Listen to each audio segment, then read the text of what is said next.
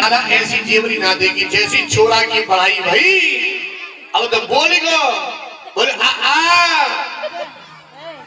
बोलेगा भैया बोल अभी तो लुल्लर है, जब लिल्लर हो जब देखियो। अभी तो की जेवरी लुल्लर है, ये लिल्लर हो जब देखियो। लुल्लर माने दुल्लर, लिल्लर माने तिल्लर, है ना। अरे महाराज एकदम 80 साल को दादा बोलियो भाई छोरी बच गई थी, हकले के समय में आके था तो जैसे जैसे तो कभी कभी बोलना बड़ा खतरा बन जाता है। हर समय हकले बोलने से पहले सोचना चाहिए। महाराज अब गोपी खींच के लेके गई, जैसी हरी मैया तेरा छोरा दादी को हमने चोरी करता पकड़ो। मैया उन्हें सौद बाबरी है नहीं है, मेरे लाला मेरी गोद में बैठे हुए, जैसी घूमट उभारियो देखे तो हाथ में देवर। गोपी बोली कि पकड़ियो कन्हैया कि देवर कैसी बनियो।